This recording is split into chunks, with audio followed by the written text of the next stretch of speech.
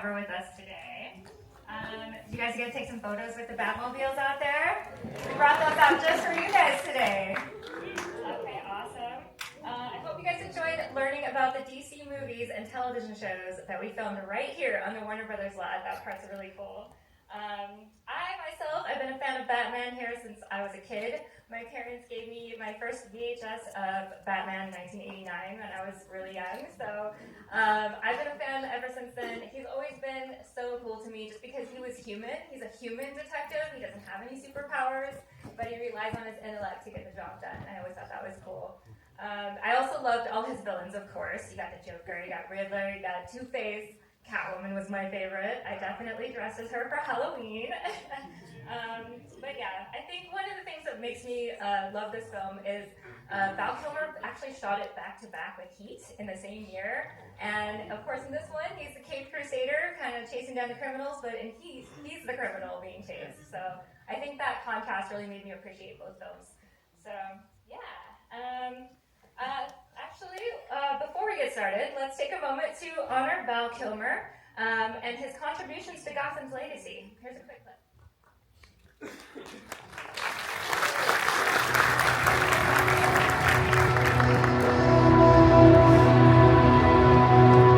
A king isn't born, Alexander. He's made by steel and by suffering. I am here to get the girl back, sir. And there is nothing I will not do to get the girl back. Who's the animal? Who's the animal? Please welcome Mr. Danny Kahn. Thank you. Great to be here, guys. Thanks so much for the call, being here with us tonight. Batman Forever is just such a fun film, and we're so glad to have you all out here with us tonight. So just wanted to say thank you so much.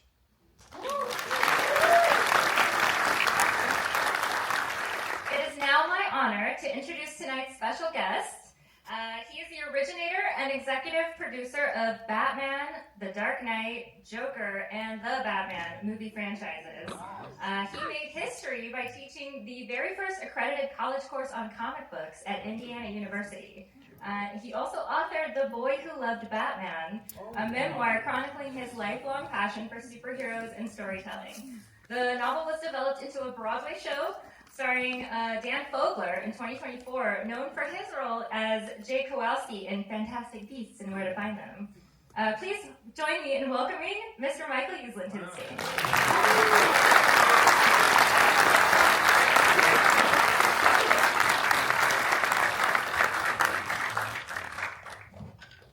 Hi, everybody.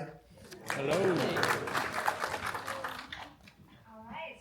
So, Michael, what was the first memory of Batman that you remember that had an impact on you? That's an easy one. For starters, I was 5 years old, and we were in Bayonne, New Jersey. I'm a Jersey boy. And my older brother Paul put me up on his shoulders because we were at a candy store that had a rack of comics going up to the ceiling.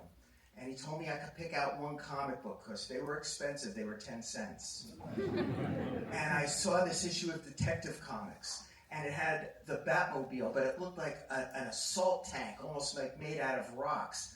And that was it for me. At that moment, I became the boy who loved Batman. What version of Batmobile would that have been in the film franchise? Oh, absolutely the Tumbler. It was like an urban assault tank. It really was incredible. Very cool. Danny, can you share with us one of your standout memories from your career? Well, I think we're looking at it. That's me back in 1994. I started here in 1990, and we were filming on a lot back then. Batman Returns, Tim Burton's film, on Hennessy Street, stage 25. Stage 15 was Shrek's department store interior, and they had this great, amazing set. At stage 16 also, the Gotham City exterior, the Christmas tree, and the whole stage was refrigerated. So being able to go through those sets and, Batman Forever, Batman and Robin, all those films that shot here, and just having the keys to the kingdom, being able to go into the stages and explore as a security guard was just amazing. And I remember walking through and being able to see all of the detailed artistry of the sets and thinking, oh my God, this is what they do here? Pinch me, I'm dreaming. It's incredible. So, there's been a lot of highlights through my career, but the humble origin story for me of being in Warner Security has always been just such a near and dear part of my career. Just seeing all those films that now we look back 30 years later and say, oh wow, like we'll have a reunion. It's just fun to walk through those areas. Danny, I gotta say, on the Tim Burton films, just digest this one thought. This is just in my opinion. Batman 1989 was a Batman film directed by Tim Burton. Batman Returns 1992 was a Tim Burton film starring Batman. Think about that. Very, very true. All right, Michael, tell us, why did you decide to acquire the rights to Batman? Well, to understand that, you have to understand really how geeky I truly am. Hold on a second. This is pretty geeky.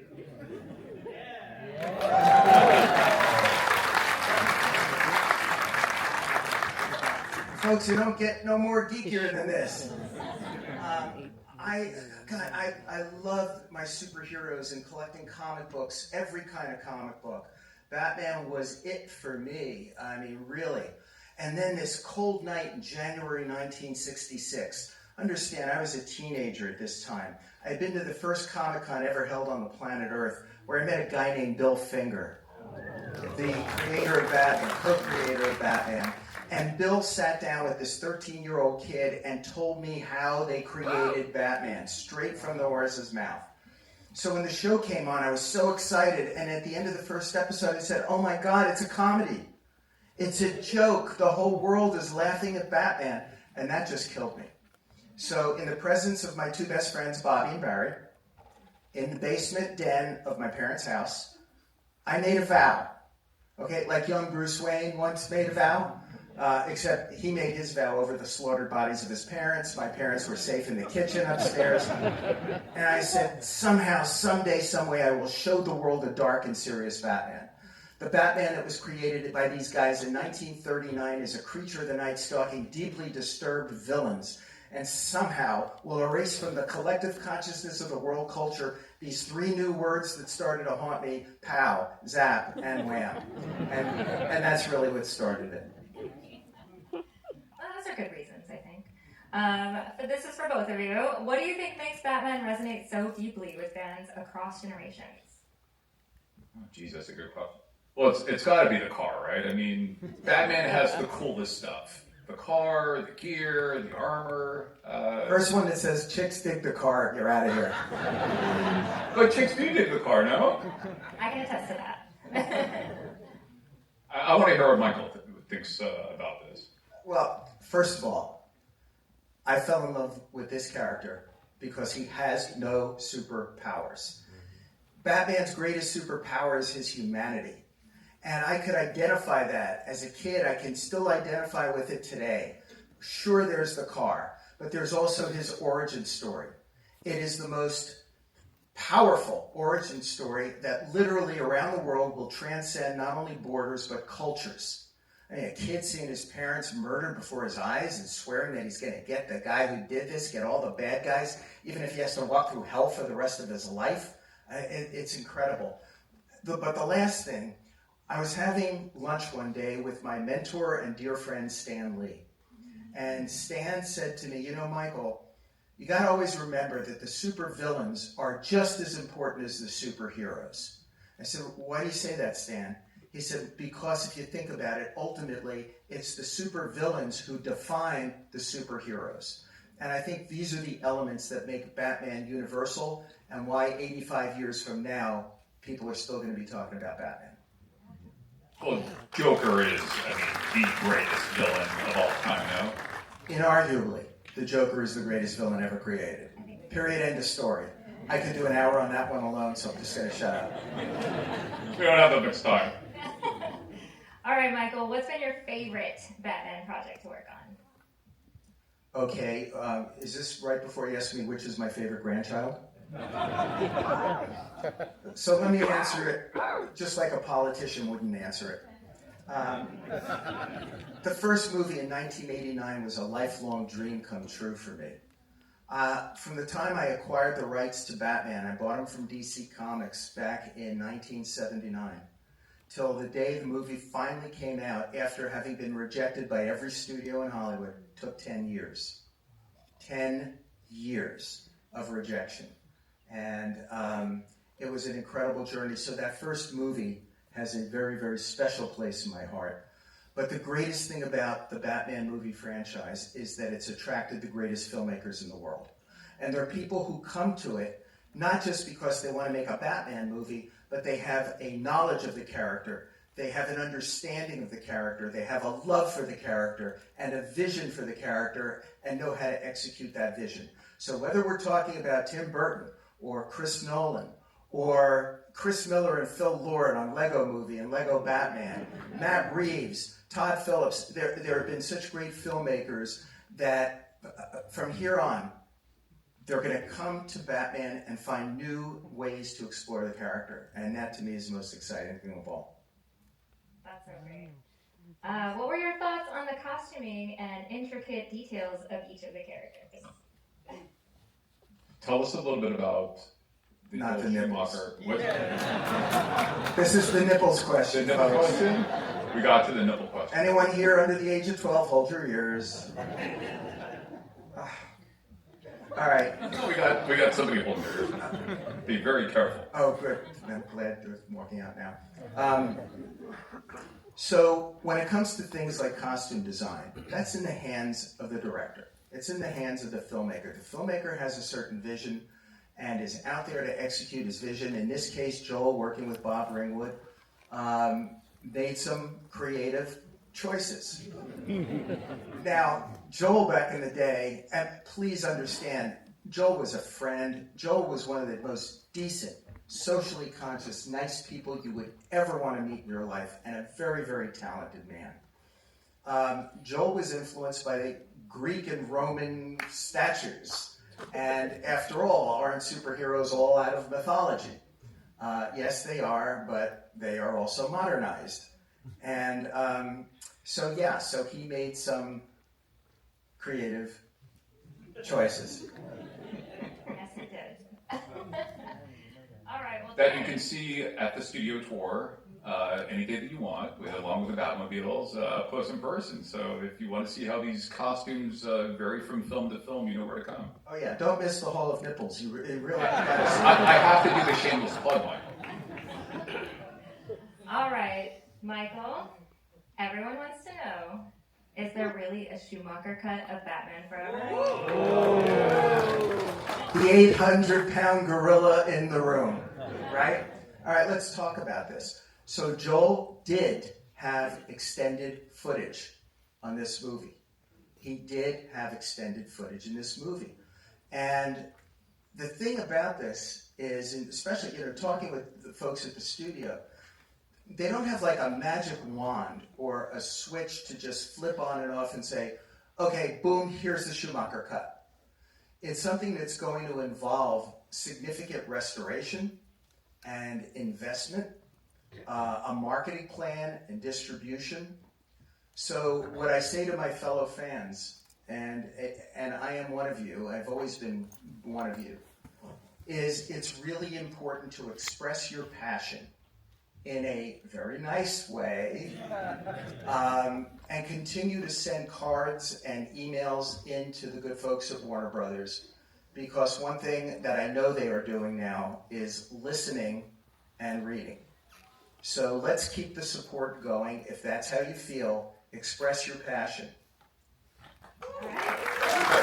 That's so well. This is really a new day and age of experiential entertainment, and what we're seeing now is Wizard of Oz at the Sphere, or it's amazing. It's so much fun. And Cosm, we were just talking about that. Michael actually texted me when you were at Cosm. Oh my God, I saw Matrix at the Cosm, which is not a sphere, it's more like a 180-degree thing. It's absolutely phenomenal. It doesn't push you out of a movie, it pulls you into the experience of the movie. But I think anything's possible in this day and age, and some of these classic films and these films that you know have been removed from box office, you know, there could be a future for them in venues like this, or just in alternate experiences on screen. So I agree with Michael 100%. You know, keep up the enthusiasm. We love you. You're the fans. We're fans also. That's, I think, something that is required if you want to get into the entertainment business, is being a fan of the medium itself. So keep on sharing that enthusiasm, guys. Yeah.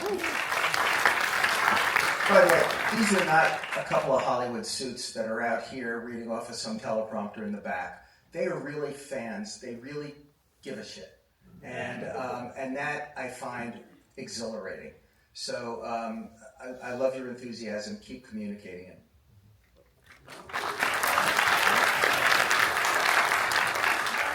Trivia questions? We do? Okay, let's ask these trivia questions. All right, so for a prize of a Lego Batmobile, they're all Lego Batmobiles, by the way, we got 4 of them. For the audience member that knows this answer, please raise your hand or make yourself known. What was Alfred Pennyworth's original last name? Damn. These are hard. This is a Michael Uslan question. We got one all the way back there. Okay, let's see. You want to go? Just stand up and shout it out. I'm seeing third from the. Say it one more time. Alfred Beagley. We got it. We got Alfred. Beagle. Close enough. Ellie sounds like... Yeah. But that's right. Alfred Beagley. Dude, you're amazing. I'm very impressed. Very impressed. He's impressed, Michael Uslan. Have your people call my people. All right, next one. Let's see what the prize is over here. Rayla, can we see the next prize? Okay, it looks like a Batman tumbler. My vision is correct here. All right, so what superhero is named in Batman Forever but not shown in the film? All right, we got a bunch of hands. I see right over here, if this gentleman wants to stand up in the center row.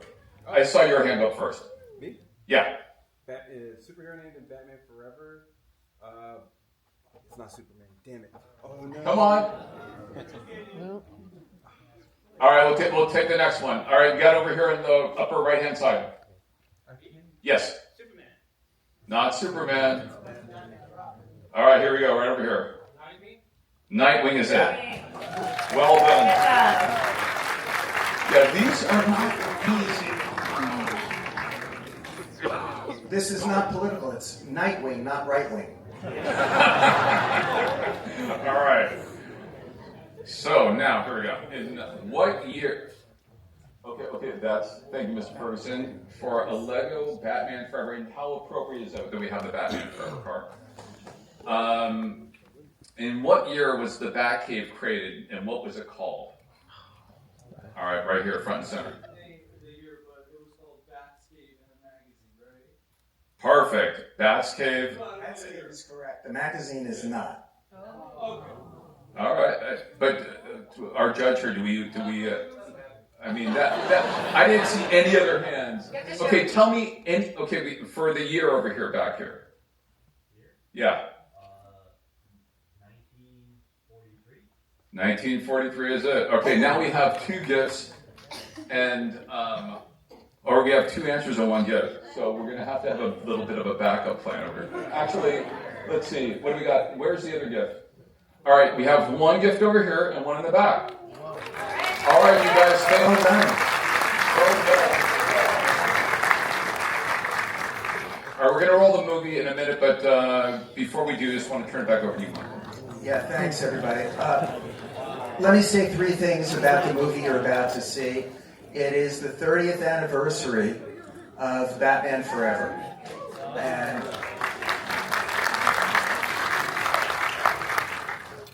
Joel Schumacher, who I said was a friend and a very talented man, he told me way up front that he had a vision for this film, that he would like to take the Joker and bisect him into 2 villains. One would be the over-the-top crazy villain, and the other one would be the deadly, threatening villain. And thus, he went to the Riddler and Two-Face. And I always thought that that was really rather fascinating. The other thing was, in my humble opinion, the first 4 Batman movies represented different eras from the comic book version of Batman. So to me, Batman '89 was like the Batman of 1939 in the early 40s before Robin. The Batman Returns movie was really dark, like the comic book Batman in the 1990s. It was almost a vampiric quality to it. With Batman Forever, I think what Joel captures is the Batman of the late 1940s and 1950s, Batman and Robin together, punning their way against an array of a rogues gallery of villains over amazing, colorful props, whether it's a giant typewriter or whatever it might be, but following the work of writer Bill Finger and artist Dick Sprang, who led that Batman look in the comic books during that era. The last part of this I'd like to mention before the movie begins is Val Kilmer. I think Val Kilmer does an extraordinary job as Bruce Wayne.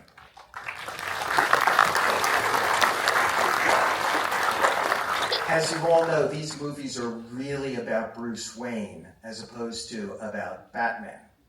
And this is a dark, deeply romantic, mysterious version of Bruce Wayne, a bit aloof, that reminded me of something I saw on Broadway in the 70s. It was Dracula, played by Frank Langella. And he brought a sexuality to it. He brought a romanticism that made villainy and vampirism attractive. I remember sitting in the Broadway theater at the end of Act 1 as he opens that giant black cape and envelops the woman lying on the bed in front of him as he goes to sink his teeth into her. It was a powerful, emotional, tingly moment for the audience. And then it all goes to black, the house lights come on, and all you hear in the theater is, He later made the movie version of that, which you can still find at your nearest Blockbuster. So in closing my portion of this, I would like to say a great big thank you to a few people. One is Joel Schumacher. One is Val Kilmer, people who are not with us today. One more is Bill Finger. Another, my dear friend Jerry Robinson, who you probably don't know, but Jerry is the co-creator of Alfred and Two-Face and Joker and Robin. And of course, Bob Kane. And I'd just like to thank you all for coming out tonight. It's great to mingle and be here with Bat fans. The love is incredible. I share it with you. Thanks so much for making this geek very happy and letting my dreams come true. Thank you. Thank you guys so much for coming. We appreciate it. We're all very honored that you guys could show up today. Everyone, let's give them one more round of applause.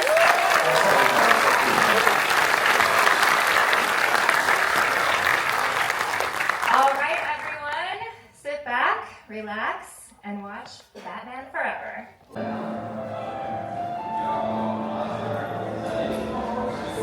Hello, folks, welcome in. Welcome to Action Demanding, folks. If you're taking photos of the videos, don't touch the costumes, props, vehicles, displays.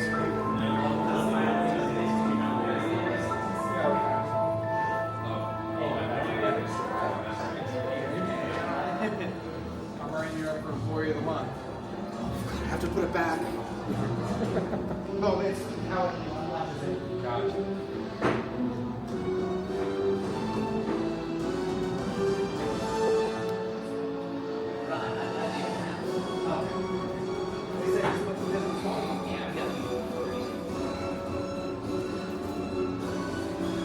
Yeah, the thing was good.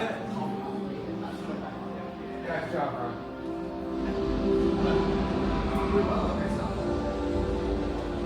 Welcome to the Batmobile at the Scotland display out there. Yes. And the Eagles is over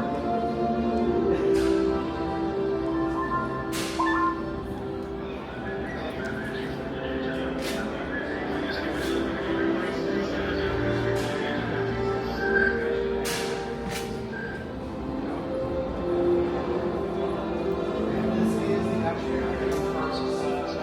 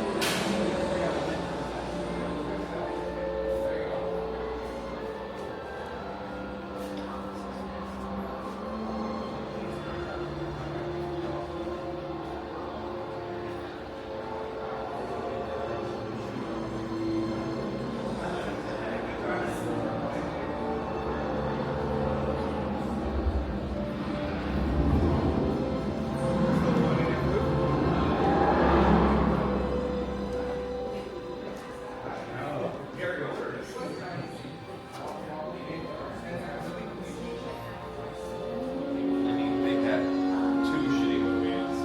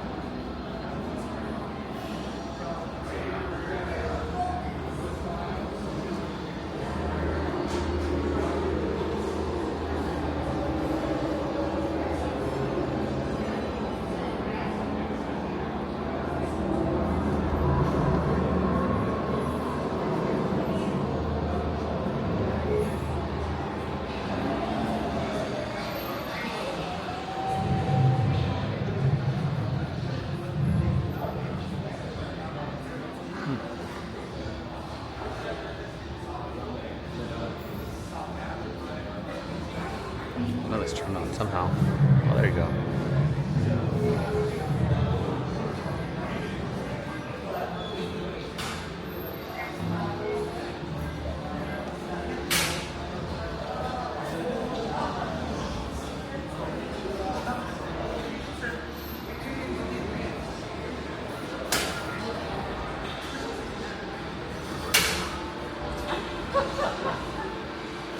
That was cool.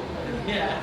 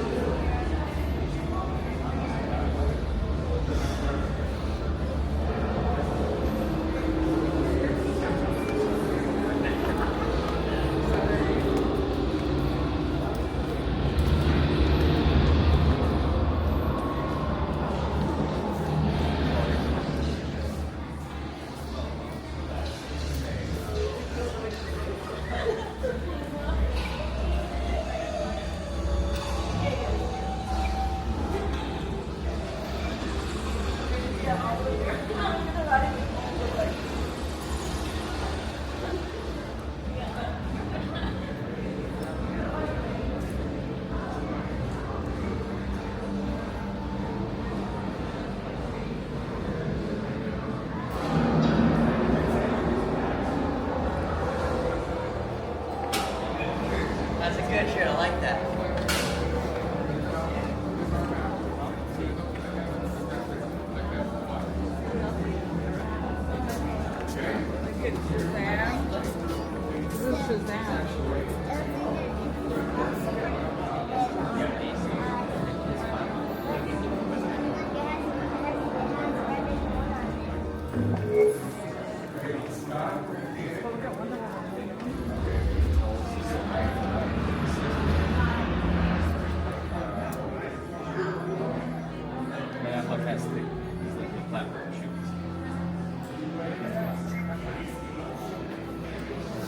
I don't know how much I actually trust.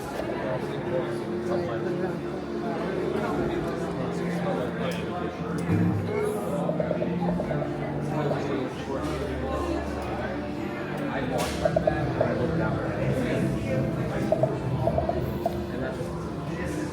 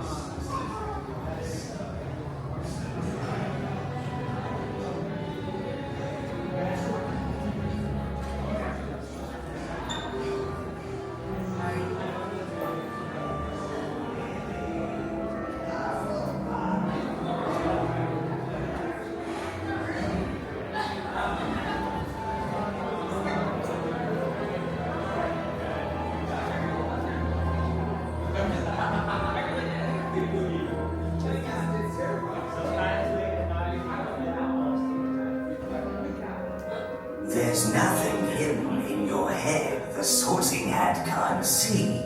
So try me on, and I will tell you where you ought to be. Ah, shrewd and sharp. Slytherin!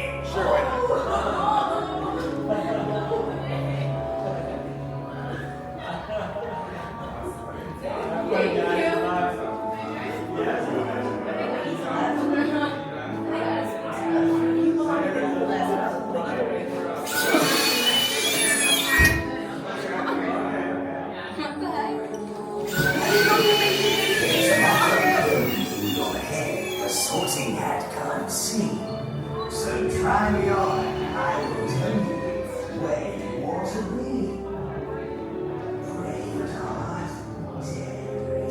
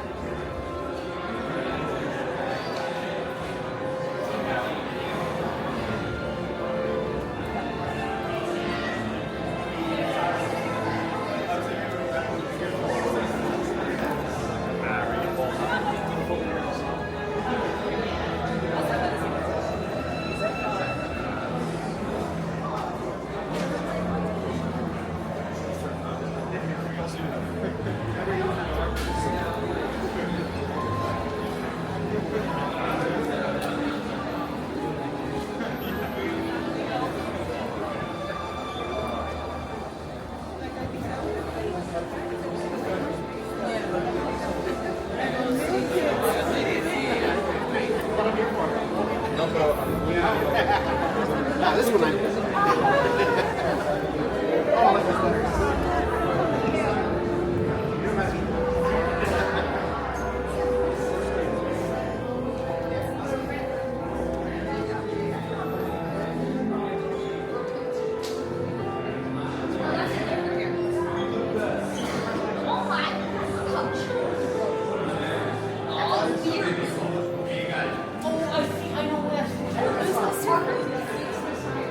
That's the Joker's costume.